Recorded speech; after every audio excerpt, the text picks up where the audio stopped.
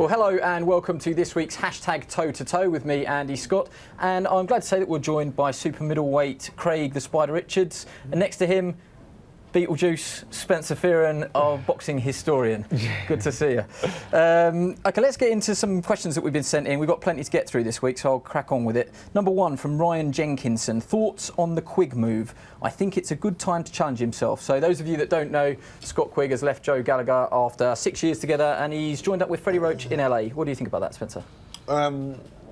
This is boxing. It's inevitable. Here is a young man who believes that he could have reached the pinnacle of his training with Joe Gallagher. Joe Gallagher is an excellent trainer. He's produced really good champions. He's got a fantastic camp.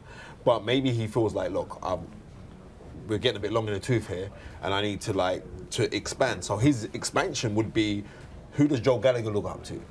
Joe Gallagher frequents Freddie Roach's gym, the Wild Card gym. They go over there, don't they, travelling? Right, so if I was a fighter, right, and I'm saying, well, my trainer looks up to you as a trainer, well, if I was to get rid of my trainer, who would I go with? And that's what's happened. Do you think that's a good fit, Spider? Do you think Quigg and Freddie Roach? You never know until they go through camps and they might not gel. Sometimes a good fighter and a good trainer don't always gel. So it kind of depends on how they get along as people and how his style of training matches his style of fighting, and see if he can advance him to another level. So we'll never know until they go through a few camps and a few fights together and see what happens.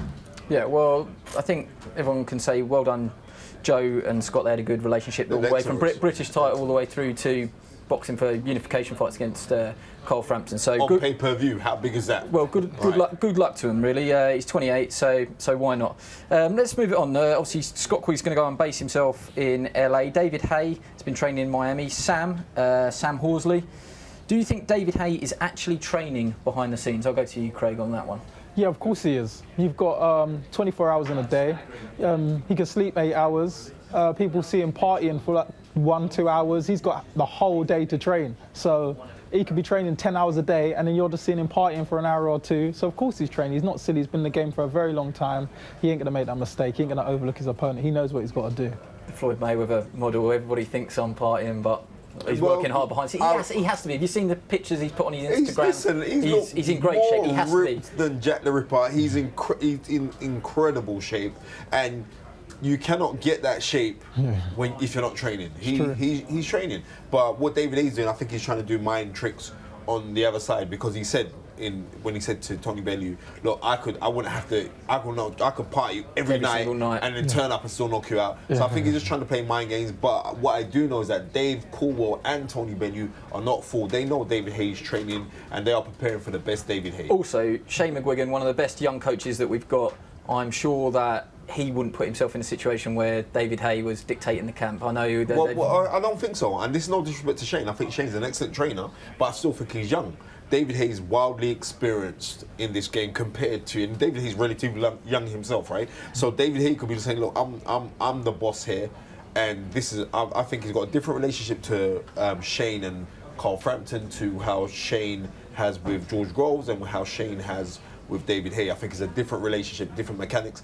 But what I do know is this: like, you cannot take liberties with Barry McGuigan, the dad.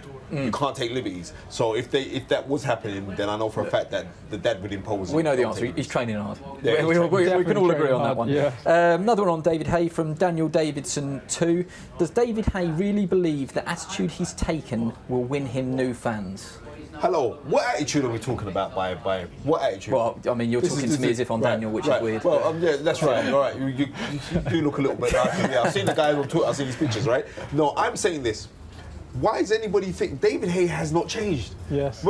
David Haye was the man that chopped off. Had pictures of the chopped off clip. You don't have to go into too many details, but yeah, he had the distasteful t-shirts. Right, yeah. so David Haye's always done something like this. David Haye doesn't really worry about fans. And the major thing is this: David Haye's, he's not an ugly guy. He's quite good looking and he can punch. He can knock out guys. He's quite articulate. David Haye still brings in fans, so I don't think he's looking for any new fans. David Haye's cool.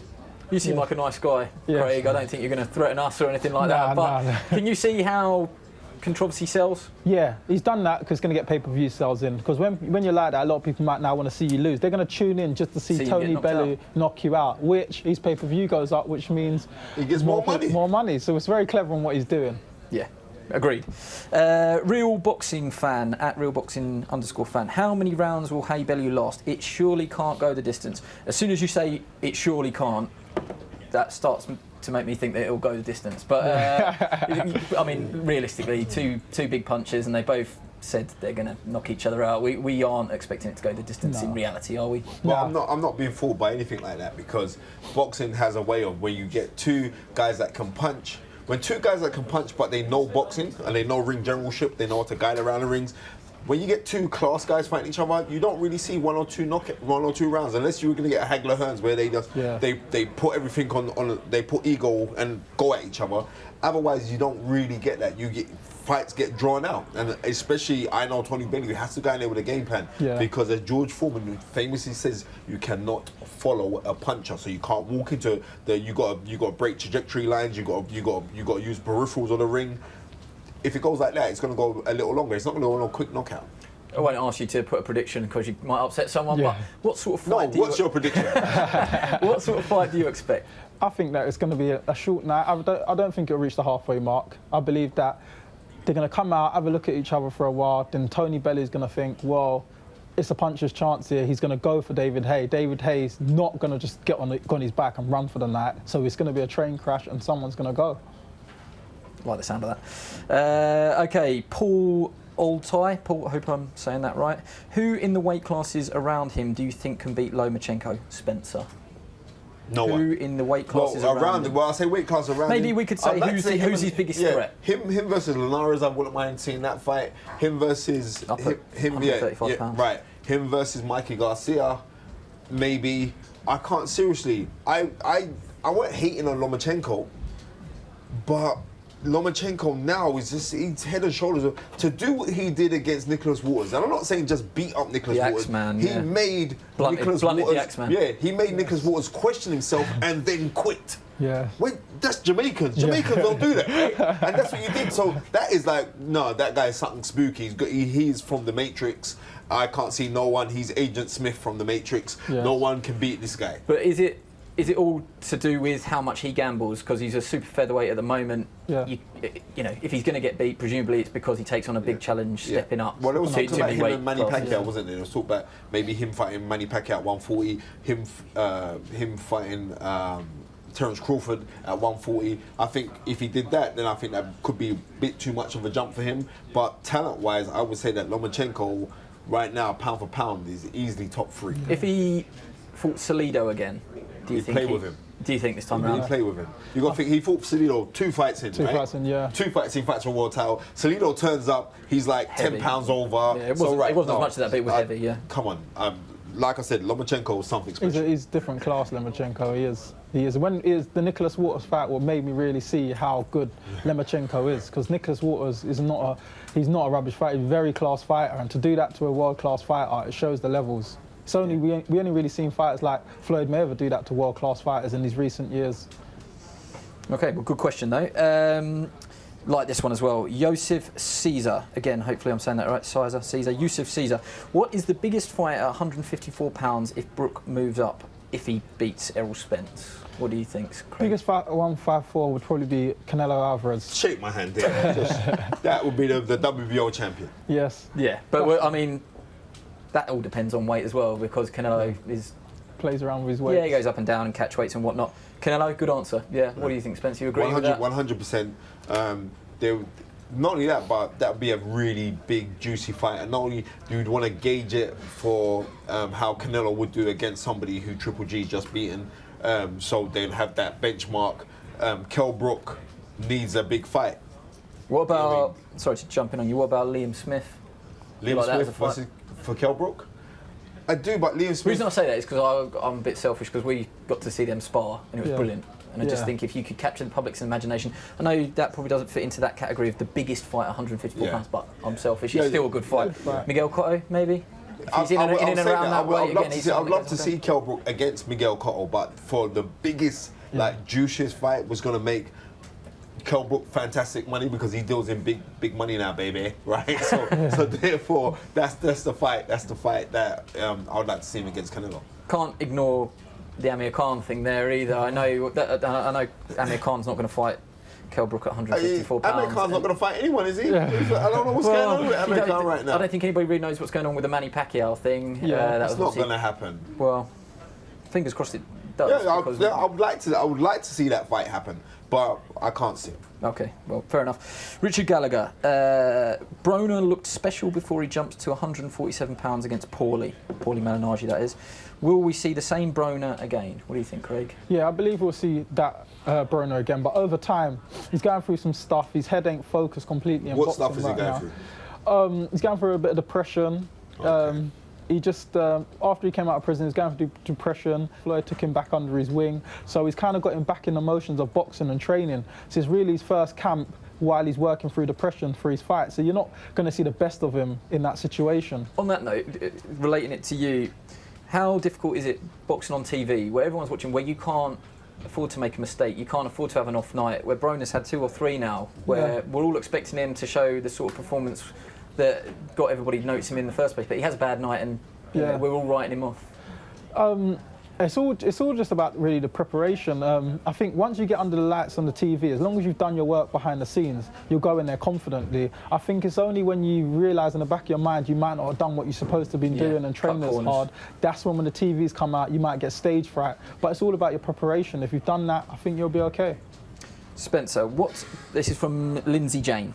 What benefits boxers by taking training camps in warmer climates and night training? Right, night training.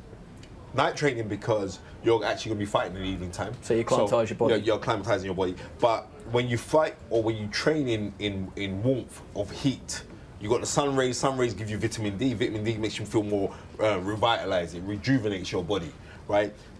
Plus, most fighters, like Craig, I don't know how Craig gets down to 12 stone. He's about 10'7". I want to know how you get to that weight, my friend. I'm gonna be calling Peter Sims. And when you're in training in heat, it helps you cut fat, and that's why guys like to go away on training camps away abroad, because I see Craig, you be going out regular, flying out to Alicante and this place in Portugal. Yeah, you know what I mean? Maybe you're trying to get suntan.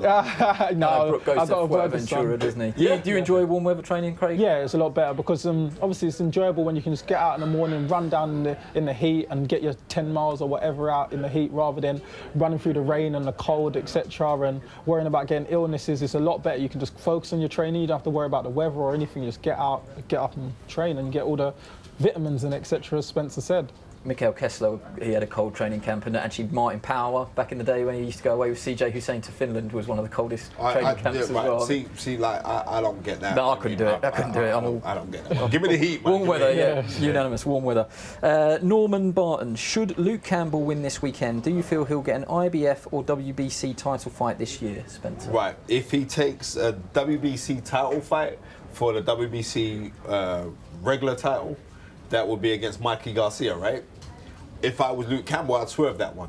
IBF title fight, because he's got one of the IBF belts as well, hasn't he? He's got one of the Intercontinental belts, I believe. He has boxed. Right, he's got a ranking. Yeah, he's got one ranking. He's got a good ranking there. Robert Easter Jr., who's a good fighter, but I would have Garcia ranked above him. I would kind of not cowardly swerve Garcia, but I would swerve Garcia until I get another belt, and then we could meet in the middle. Then that'd be better. So I would say it's for Luke Campbell, Robert Easter Jr. to try and take him because he's the lesser of the champions. But Robert Easter Jr. is still very good, and if that fight was to be announced, I still think Robert Easter Jr. will be the favourite going into that fight. But Luke Campbell most probably could beat him. It's a big year for Luke Campbell, isn't it? Do you think if he doesn't win a world title that he'll be disappointed? I think he will. I think he would be disappointed if he doesn't win a world title. But sometimes it's all about timing. I think he just takes his time, works his way there, and there'll be opportunity for him. No rush for him. Okay, well, it's been great having you join us. Just the last word to you. Tell us your next fight and your next opponent, and then I believe it's your first professional title as well. Yes, 17th of March at York Hall against a guy called Alan Higgins. He's unbeaten, right? Yeah, he's unbeaten so far. You see the tweets he's been saying about you? Yeah, he's cheeky, but don't worry. 17th of March, come fight night. Okay, well, we'll have to get a response for it. But thank you for joining us, Spencer. Good to see you again. Make sure you tune in later on for the full podcast as well. Thanks for joining us. Enjoy Sky Sports Live on all screens, on the go, and the best bits on demand.